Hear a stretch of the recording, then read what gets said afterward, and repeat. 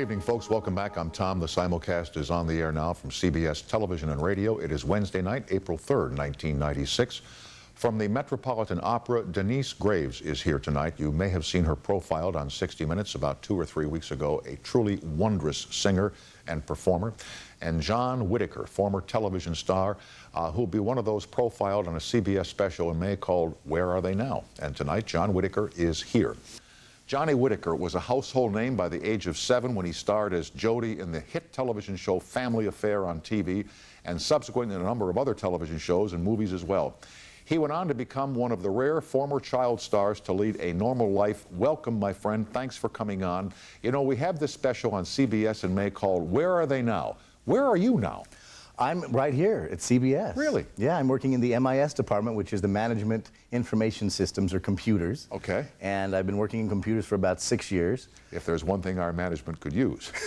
Well, I helped them actually on the night of the Oscars. A computer blew up or didn't work. Oh, no and kidding. Yeah, I came down, ran down here at about just a little before 9 and fixed them up, and they were online. You made your professional debut when you were a wee lad of 3.5 years old. What was your first show, first pro debut? Well, my first debut was in a church choir, a children's choir, where I was singing I'm a Child of God, where my sisters were singing the chorus and I sang the verses. Mm-hmm.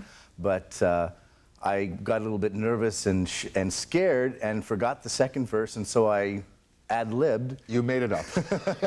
And so I went ahead and ad-libbed at 3 years old, and there happened to be a woman in the audience whose son had done a couple commercials and said, he's got some talent if he can ad-lib at 3 years old. If he can fake it at 3. And I've been faking it ever since. Well, tell me all about it.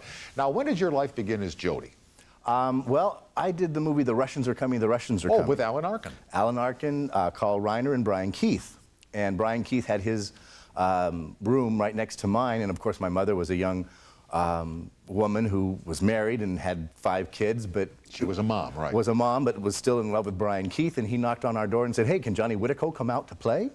And so we played baseball and threw balls back and forth after work, and Brian said I wanted Johnny to come in and audition for some part on Family Affair. Mm-hmm. And actually Family Affair, the part of Jody was supposed to be a 10-year-old boy, Buffy was a 6-year-old girl, and Sissy was a 16-year-old girl. But when they saw Anissa Jones and I together, chemistry and television magic began, and for the next 5 years here on CBS, we were in the top 10. And how big did your head get? Or maybe it didn't. Well, because that's heady wine for a kid, you know, to be a star. Like I've always thought the kid who played Dennis the Menace, Jay North, was that his name? Right. I always thought, I don't know Jay North. I'm sure he's a very nice guy, but when I saw him, I said, I'll bet the kid's a snot. Not knowing, you know, because just, you know. Well, I've been told and I'm sure he's a nice guy, you know what I mean? But you see kids like that, and they're also damn cute. You think, that kid's a snot, you know? Yeah. Well, I have 7 other brothers and sisters. So you didn't get a big head at all, did you? So I was unable to get a big head. Things you couldn't do because you were Jody. I couldn't play baseball or soccer or football because I had a contract that said I couldn't, and I couldn't, you know, be real comfortable doing whatever I wanted to because my bones had to be ready. Even though one season, Anissa Jones, Buffy, broke her leg in the middle of the season surfing out in the beach, and we had to write all the scripts around her leg and hide her leg whenever we did. And you went to work in the morning when it was dark? Almost, yeah. And you got home at night when it was dark. Right. So all the things that other kids did, you didn't get to do. Right. How did your family, now you mentioned that you had, what, 7 brothers and sisters? Right. What did your parents do to make your life as normal as it could be? Well, the minute that I got up, my brothers and sisters were ready and getting together, and we always had family prayer, and we all got together and, you know, had some scripture study and stuff like that. Then I would go to work, and I made sure that my little sister, my best friend, David Chambers, and a couple other friends were on the set if we were ever going to have a schoolroom scene. And so they became automatic mainstays. Right. And my mother made sure that they could come on the set and be friends. And then when I went home, I had my brothers and sisters and some chores, not all the chores that the other ones did, and had to just become normal when I got home. And what about when you weren't shooting? Then, didn't your parents put you into a regular high school or a regular school? I went to regular public school from kindergarten through 12th grade. In my senior year of high school, I was Sammy Spartan, Silmar High School Spartans, and I was doing flip-flops and cheering the helping the cheerleaders cheer the guys on. And When you were going to school in the off season, when your classmates knew that you were Jody and that you were on the top-rated CBS television program, probably some didn't like you. Some were very jealous, huh? Because kids can be that way. I was either hated or loved. There was no in between. The teachers absolutely loved me because, one, I was Jody, but two, because when they said quiet, I was the first one who, it was quiet on the set. You know, you had to be quiet. There was no ifs, ands, or buts. And I just didn't, I knew that you had to be quiet. And as a kid, did you have to learn how to be a celebrity? I read a story about you this afternoon where one time you went to, I believe, a shopping mall, and there were 25,000 people there, because a clothing line. Right, I had the Johnny Whitaker line of clothes. It started out with the Jody line of clothes, and Family Affair went off, and I started doing films, and so it became the Johnny Whitaker line of clothes. I did Tom Sawyer, it became the Tom Sawyer line of clothes, which it went back to. Which pretty soon it'll be the MIS line of clothes, you know, Management Information System. Right. But that was the first time that I realized that I had an impact on people, when there was 25,000 people who came to see Jody. That's right. And it was scary because, you know, people were grabbing at me and reaching their hands out and wanting to be and touch me, and, you know, I got a little bit nervous and scared. That'd be freaky, yeah. It was really weird and scary, but afterward my mom said, look, this is part of what you're doing. Do you want to continue doing it? You bet I do. I loved it. And what about when the girl who was your friend? Anissa? Anissa, right. When she died. That must have been tough for you. That was almost 20 years ago now, 1976. I understand. I was very, very fortunate. After Family Affair, or after a series, young actors don't usually get a big opportunity to do more work afterward. I was very fortunate that I had a good agent, good people behind me to have me go in to do other things, another series, other movies and things, with Jodie Foster, by the way. I was her first screen kiss. Mm-hmm. And other things that I was able to do. And it was just, what was the question? Anissa, when Anissa died. I'm sorry, yes. Anissa, there were, it was hard because I had continued my career. She didn't. I don't know the reason behind why she did or why she didn't. It was drugs and alcohol was the reason that she had died. I say it was the friends that she kept and the friends that she didn't know that what the real friends were, and they helped her to her demise. The story is that when she passed away, you called your agent and said, you know, I used to be a normal person, make me a normal person again. Is that a true story or a false story? Not exactly in that way, but I said, I don't want to end up that way. Right. I need to lay it off. I need to relax and figure out who I am. If I'm Johnny, if I'm Jody, if I'm Tom, if I'm whoever I am. And so I didn't continue to work as hard as I had. I mean, for the last 14 years up to that point, I'd been working. How difficult is it for a child actor to become a former child actor? Mickey Rooney once said, when you grow up, they forget about you for 20 years. And it's almost as if they blame you for growing up. Yeah.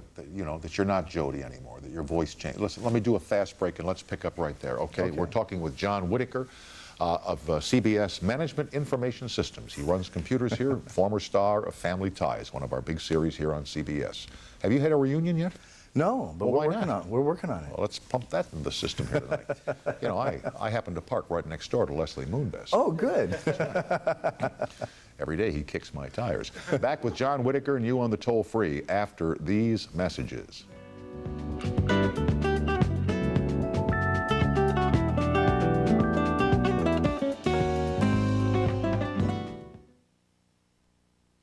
On the air, here is Scarlett in Liberty, Mississippi. Hi, welcome to CBS. Hi, Tom. How are you doing? I'm doing fine, thank you. That is a wonderful name for a young lady who lives in the South. Well, thank you very much. You're very welcome, Scarlett. Johnny, I was wondering if you could tell me, do you keep in touch with any of the co-stars from your old show that are still, you know, around now? Like? Oh, like Brian Keith. Bingo. We have a winner. Oh, you're kidding me. You are the winner of tonight's sweatshirt. Congratulations. Oh, well, thank you. You're welcome. Do you keep in touch with those folks? Oh, Brian and I haven't spoken for a while. I've heard that. Okay. But Kathy Garver, who was Sissy, and we speak every once, we get on talk shows together and things like that. But I spoke with Brian about 2 years ago, just before he was doing some work for another station. And he was angry at some of the things that the young whippersnappers, and he called them something else, what they wanted to do. Really? Really? Uncle Bill was a little upset with the boys, huh? Yes. Yeah. But, and he was telling me, he said, you know, Hollywood just doesn't know how to make films today anymore. Of course not. And he said, we know how to do it, but they think that they have a formula. And Sounds a little bitter. Yeah, really. not necessarily better, but it was just, and he's right. I mean, he wanted to do real work, and they wanted to do formula. So, Yeah. but yeah, I do keep in contact with them every once in a while. Well, that's great. It was great to see you on television. Well, thank you. Thank you very much. You're welcome. All right, Scott, we'll put you on hold, get your address, and send you a little present from Uncle I have Tom. been trying to get through for months. Well- I love your show. Thank you. You're very kind. Thanks for calling. You're Have a nice welcome. evening. We'll talk to You you too. soon. All right, Bye-bye. bye-bye. Now, you mentioned Jodie Foster. Was this the one where the lion picked her up with the, remember, with the mouth? Yes. Jodie, I don't know, even to this day, supposedly she has scars from the lion. I haven't seen them. Neither have I. But yeah, we were doing the film Napoleon and Samantha, which was her first film. Sure. I was an old hat by that time. Michael Douglas was also in the film. I'm the first one, I'm the only one left of the three who needs to get an Academy Award. But anyway, the lion, we were on a precipice just about that wide.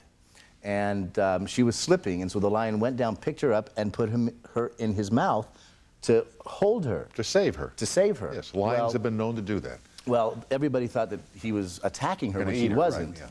But so they got her away, and she still has, you know, I mean, she had teeth marks. Fang marks, yeah. Yeah.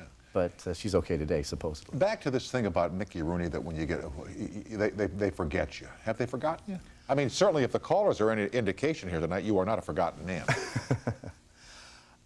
I can get into any restaurant in Hollywood fairly easily, so they haven't forgotten me there. Good. As far as Hollywood producers and people, casting people, they don't always forget you, but they don't think of you first. They think, oh, we know what he looks like. They haven't seen me act for 10, 15 years, but we know what he can do. And they can't. Can you still hit the big league curve, kid? I think I can. Okay. I think I can. And I'm not worried about that because, you know, life is cyclical. Things happen in cycles, and if it's meant to be, it's meant to be. The good Lord has blessed me with a lot of talents.